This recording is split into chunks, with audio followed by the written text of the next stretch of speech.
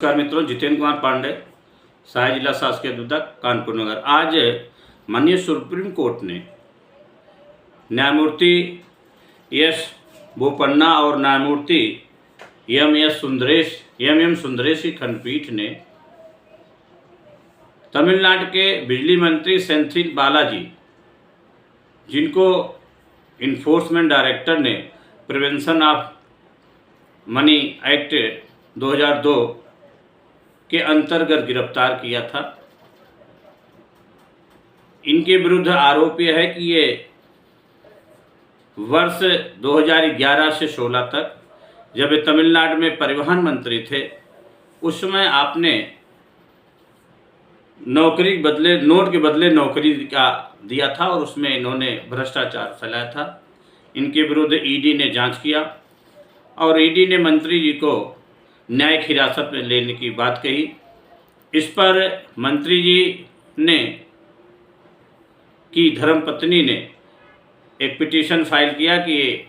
रोगों से ग्रसित हैं, इसलिए इनसे किसी प्राइवेट अस्पताल में रखा जाए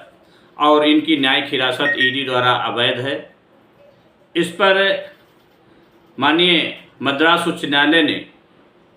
2 खंड के बीच ने विपरीत आदेश भिन्न भिन्न पारित करते हुए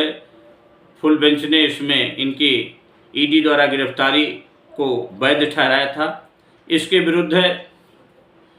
सेंथिल बालाजी ने 2284 से 2290 तक 2023 तक कई पिटीशन फाइल किया,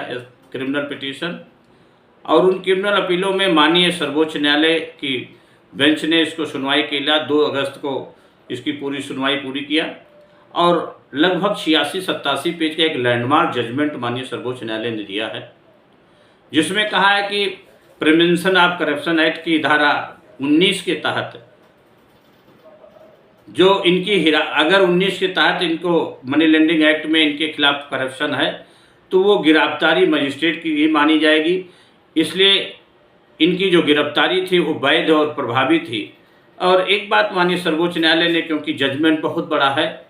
पूरा जजमेंट मुझे लगता है कि हमारे विधि के अधिवक्ताओं को निश्चित रूप से पढ़ना चाहिए। इसमें उन्होंने कहा कि इस पर सेक्शन 41 सीआरपीसी भी लागू नहीं होगी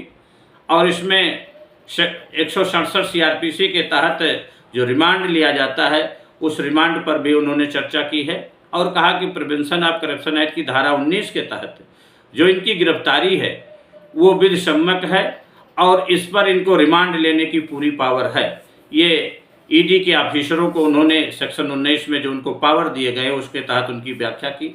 और इस प्रकार सेंथिल बालाजी की जो हाइबियस कॉर्पस पिटीशन उनकी धर्मपत्नी द्वारा दायर किया गया था उसको भी खारिज किया। और एक बात माननीय सर्वोच्च न्यायालय ने कहा कि अगर किसी को न्यायिक हिरासत में लिया जाता है तो हाइबियस कॉर्पस पिटीशन ईडी के एक्ट में लागू नहीं होगी, अर्थात ईडी द्वारा जो प्रिवेंशन ऑफ करप्शन एक्ट में गिरफ्तारी करेगी उसमें हाइबियस कॉर्पस का पिटीशन लागू नहीं किया जाएगा, अर्थात 226 या सेक्शन 32 जो भारतीय संविधान में दिया गया सेक्शन 226 के तहत अनुच्छेद हाई कोर्ट में फाइल होता है और सेक्शन अनुच्छेद 32 के तहत सुप्रीम कोर्ट में होता है। माननीय सर्वोच्च न्यायालय ने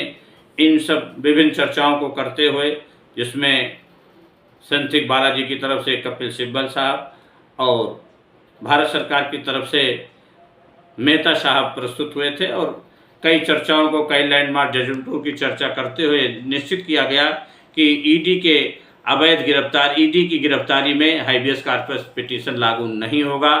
और इसमें धारा 19 जो प्रिवेंशन ऑफ करप्शन एक्ट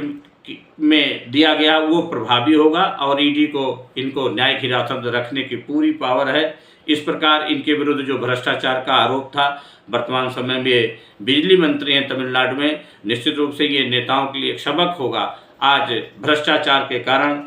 समाज को दीमक की तरह ये नेता खा रहे हैं, जिसके कारण ये जजमेंट उन नेताओं के लिए सबक होगा जो किसी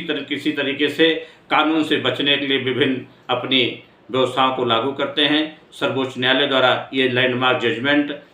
हम सभी के लिए, अधिवक्ताओं के लिए एक अच्छा जजमेंट होगा। मैं अपने यूट्यूब चैनल के माध्यम से आपको आज ये जजमेंट माननीय सर्वोच्च न्यायालय ने जो दिया है बता रहा हूँ। निश्चित रूप से धन्यवाद के पात्र हैं जस्टिस एम सुंदरेश और जस्टिस